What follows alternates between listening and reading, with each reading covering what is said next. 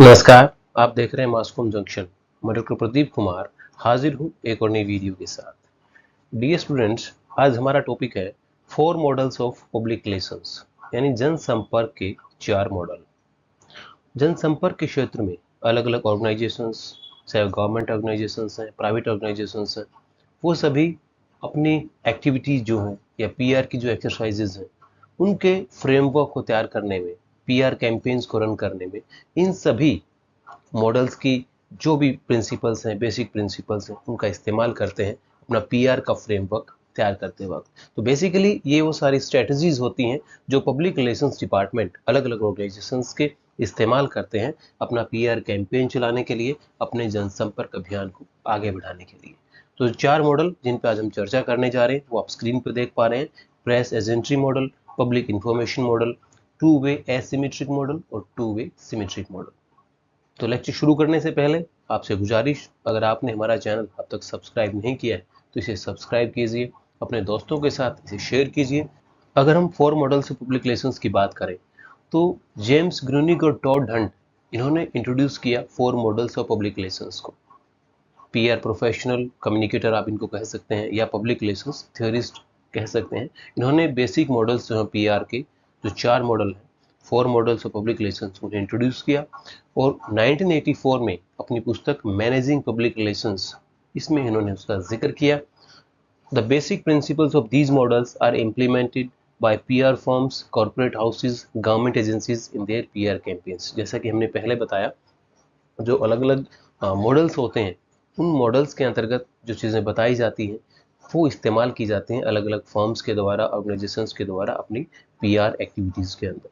तो जो जेम्स ग्रूनिग और टॉड हंट हैं, इन्होंने 18वीं शताब्दी, 19वीं शताब्दी, लगभग 200 से 250 सालों के बीच अलग अलग ऑर्गेनाइजेशंस की ओर से जो तरीके अपनाए गए पब्लिक रिलेशंस करने के लिए, उन सब को इकट्ठा कर करके उन सब को इकट्ठा करके एक पुस्तक लिखी। उस पुस्तक में इन 4 मॉडल को बताया और बताया कि किस प्रकार अलग अलग तरीके से अलग अलग ऑर्गेनाइजेशंस पीआर करते हैं, जनसंपर्क करते हैं, और उन सभी तरीकों को उन्होंने इसमें शामिल किया। और उन तरीकों के आधार पर, उन पीआर की एक्सरसाइजेज के आधार पर ये 4 मॉडल उन्होंने अलग अलग कैटेगरी में बताए, जिनका जिक्र आज हम करने जा रहे हैं। तो इनमें सबसे पहला मॉडल जो है that is press agentry public publicity model. Late 19th century में ये जो मॉडल है, इसके अंतर्गत जो एक्टिविटीज होती हैं, उस तरह की एक्टिविटीज अलग अलग फर्म के द्वारा की गई। यानी लेट 19th सेंचुरी में प्रेस एजेंट्री मॉडल जो है इसका इस्तेमाल हुआ। तो प्रेस एजेंट्री जो मॉडल है, इसमें परसुएशन होता है, यानी लोगों को कन्विंस किया जाता है, लेकिन वो परसुएशन होता है पब्लिसिटी स्टंट के जरिए। वहाँ पे ट्रूथ एसेंशियल नहीं होता है, वन वे कम्युनिकेशन होता है। मीन्स प्रेस एजेंट्री मॉडल या पब्लिसिटी मॉडल जो है, इसके अंतर्गत जो पीआर की फर्म होती हैं, ऑर्गेनाइजेशंस होते हैं, सेलिब्रिटीज हो सकती हैं, तो वो अपनी पब्लिसिटी के लिए अलग अलग पब्लिसिटी स्टंट करते हैं। और वहाँ पे कई बार ऐसा होता है कि जो फैक्ट्स होते हैं उनको मैनिपुलेट किया जाता है।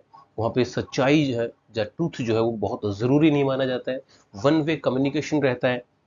जैसे कि हमने बताया, रिसर्च वर्क बहुत कम होता है और बहुत सूडो इवेंट, यानी जो कुछ अवार्ड शो होते हैं या अलग अलग तरह के प्रोग्राम्स होते हैं या कुछ इवेंट्स ऐसी ऑर्गेनाइज की जाती हैं जिनका मकसद सिर्फ ये होता है कि जो फर्म है या जो ऑर्गेनाइजेशन है उसकी जो छवि है उसको बेहतर बनाया जा सके, भले ही इसके लिए पब्लिसिटी स्टंट क्यों ना करना पड़े। अलग अलग अब सुनते हैं कि आज के ज़माने में भी जो प्रेस एजेंट्री मॉडल है उसका कई एक्टिविटीज़ या उसका जो कई तरीके इस्तेमाल होते हैं।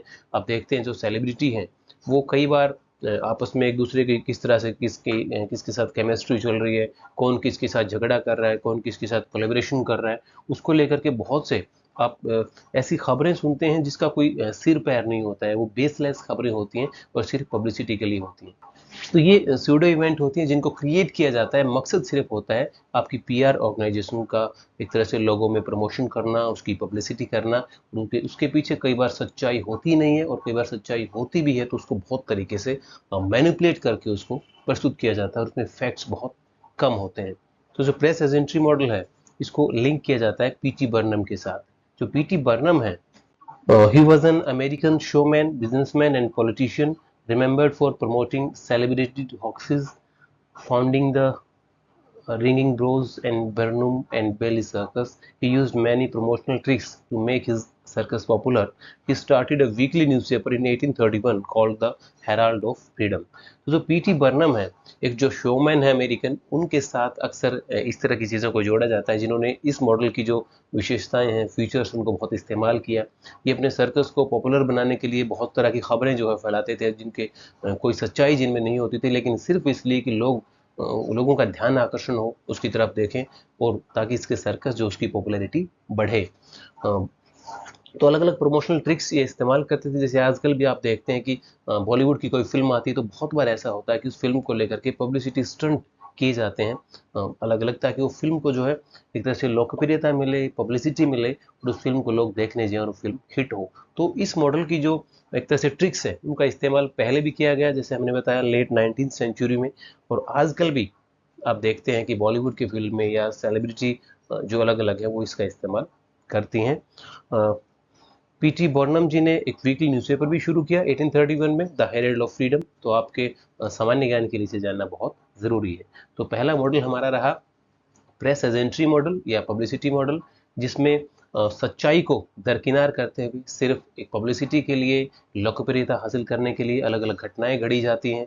उसमें फीडबैक जो है वो बहुत ज़्यादा महत्व नहीं रखता है, रिसर्च वर्क भी बहुत कम किया जाता है, और इसका एक ही मकसद होता है कि आप जिसके लिए पीआर कर रहे हैं, जिस ऑर्गेनाइजेशन के लिए पीआर कर रहे हैं, पब्लिक रिलेशंस कर रहे हैं, जिस व्यक्ति विशेष के लिए पीआर कर रहे हैं, उसकी पब्लिसिटी करना, उसको लोगों तक पहुंचाना आपका एक उद्देश्य होता है। और आप इसमें दूसरी तरफ लोग क्या सोचते हैं, उनका फीडबैक क्या है, या सच्चाई क्या है, रियलिटी क्या है, रिसर्च क्या है, उसकी तरफ बिल्कुल ध्यान नहीं दिया जाता है। तो अगला जो मॉडल है that is public information model.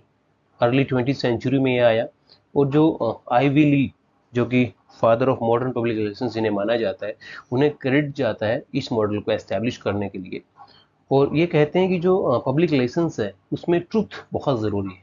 हालांकि ये भी वन वे कम्युनिकेशन की बात करता है, लेकिन यहाँ पे ट्रुथ को एक महत्व दिया गया है, एथिक्स को महत्व दिया गया है, ट्रस्ट बिल्डिंग। ये मॉडल कहता है कि अच्छा पब्लिक रिलेशंस वही होता है जहाँ पे सत्य होता है, ट्रूथ होता है।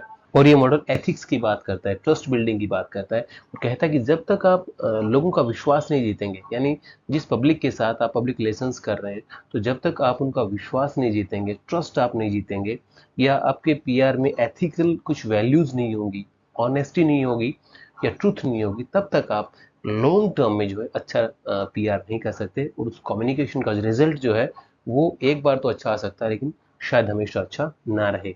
हालांकि रिसर्च वर्क इसमें भी बहुत कम होता है, लेकिन ये मॉडल जो है वो एक्यूरेसी की बात करता है, अनबायस्ड इंफॉर्मेशन की बात करता है, और सच्चाई को सही बताता है, वो ट्रस्ट बिल्डिंग की ये बात करता है, जिसका श्रेय जाता है आईवी ली जी को। और ये मॉडल जो है अर्ली 20th सेंचुरी में आया।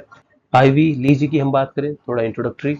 Ivy Lee was an American publicity expert and a founder of modern public relations। तो आपके लिए एक सामान्य ज्ञान का सवाल भी है कि उन्हें founder of modern public relations माना जाता है। Lee is best known for his public relations work with the Rockefeller family.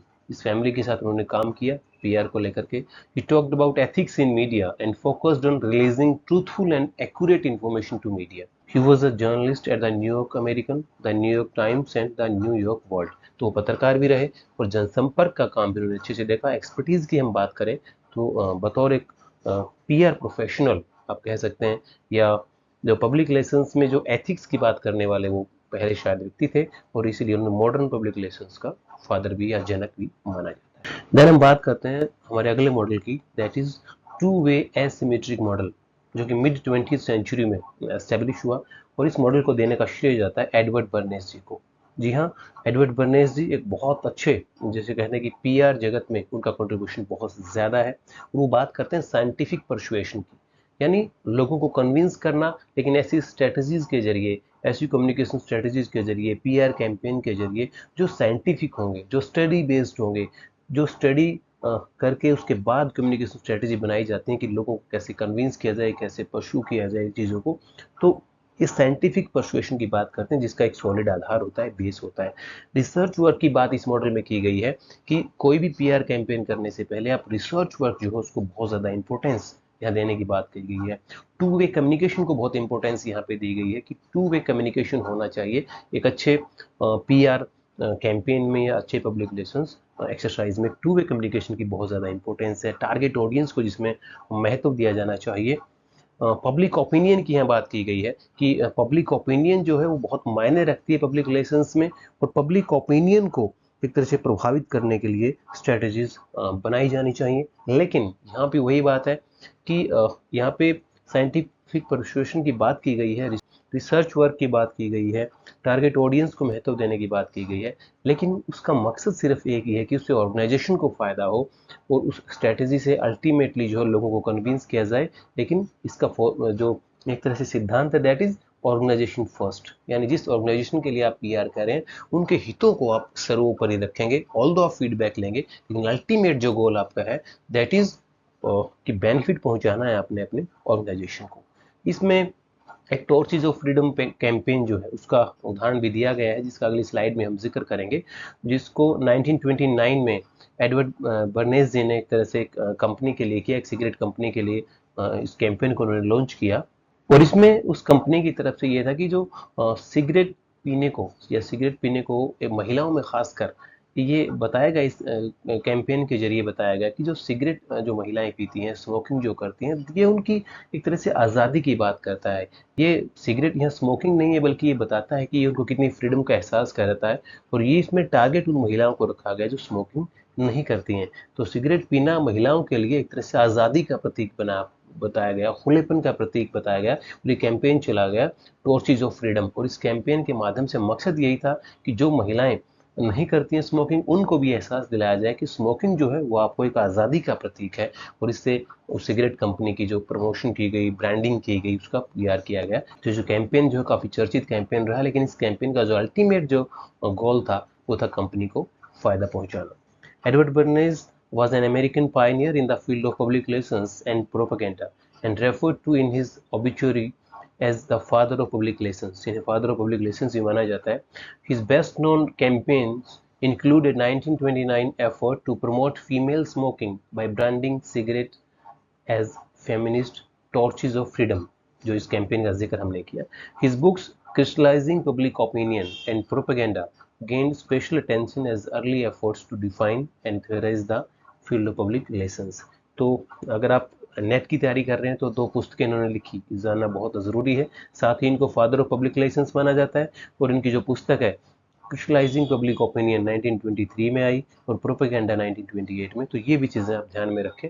तो जो टू वे एसिमेट्रिक मॉडल है वो बात करता है साइंटिफिक परसुएशन की, रिसर्च वर्क की, फीडबैक की, लेकिन उसमें ऑर्गेनाइजेशन को फर्स्ट रखा जाता है, उसके हितों का ध्यान को प्राथमिकता दी जाती है।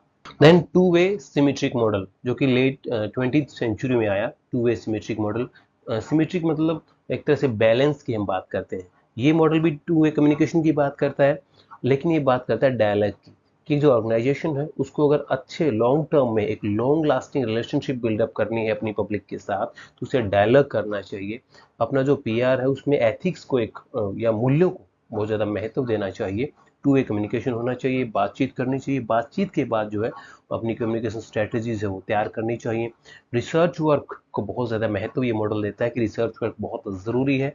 और ट्रस्ट बिल्डिंग, यानी जिसके साथ आप पीआर कर रहे हैं उस पब्लिक के साथ ट्रस्ट बिल्डिंग होना बहुत ज़रूरी है। अगर आप ऐसा करते हैं तो वो लॉन्ग टर्म रिलेशनशिप एस्टेब्लिश होती है। और ट्रांसपेरेंसी की बात करता है कम्युनिकेशन स्ट्रेटजी में, तो बहुत ज़्यादा एथिक्स की ये बात करता है, ट्रस्ट बिल्डिंग की ये बात करता है मॉडल। और एक संतुलन इस मॉडल में आपको देखने को मिलता है कि इसमें बराबर तवज्जो दी जाती है ऑर्गेनाइजेशन को भी और साथ में तरह से जो पब्लिक को भी। फीडबैक बहुत इंपॉर्टेंट है। जो फीडबैक लिया जाता है उस फीडबैक को लेने के बाद पीआर कैंपेन जो होता है ऑर्गेनाइजेशन का, उसको बनाने में उस फीडबैक का स्थान दिया जाता है। और एक म्यूचुअल अंडरस्टैंडिंग, यानी परस्पर एक तरह से समझ पैदा की जाती है म्यूचुअल टारगेट्स को हासिल करने के लिए। तो टू वे सिमेट्रिक मॉडल जो है, इसको देने वाले जो लोग हैं जेम्स ग्रूनिग और टॉड हंट है, उन्होंने खुद इस मॉडल को एक तरह से उनका कंट्रीब्यूशन माना जाता है, इस मॉडल को उन्होंने दिया है, क्रेडिट उनको दे सकते हैं। टू वे सिमेट्रिक मॉडल जो कि एक आदर्श, अगर हम पीआर के मॉडल की बात करें, जो कि एक बैलेंस की बात करता है, संतुलन की बात करता है, ऑर्गेनाइजेशन और पब्लिक यानी संगठन और जो दूसरी जनता है जिसे पीआर किया जाता है, उन दोनों के बीच संतुलन की बात करता है टू वे सिमेट्रिक मॉडल, जो कि लेट 20th सेंचुरी में आया। तो डियर स्टूडेंट्स, आज हमने बात की पब्लिक रिलेशंस के मॉडल्स की, 4 मॉडल्स ऑफ पब्लिक रिलेशंस, जो कि बहुत ज़्यादा चर्चित मॉडल हैं, जो कि जेम्स ग्रूनिग और टॉड हंट ने इन मॉडल्स को दिया। इनकी जो बेसिक चीज़ें हैं, जो मूलभूत बातें हैं, वो हमने आपके साथ साझा की। उम्मीद है आपको हमारा लेक्चर पसंद आया होगा। तो इसी तरह के कुछ और वीडियोस के साथ हम आपके बीच लगातार आते रहेंगे। आप जुड़े रहिए हमारे साथ और देखते रहिए मास कॉम जंक्शन। धन्यवाद।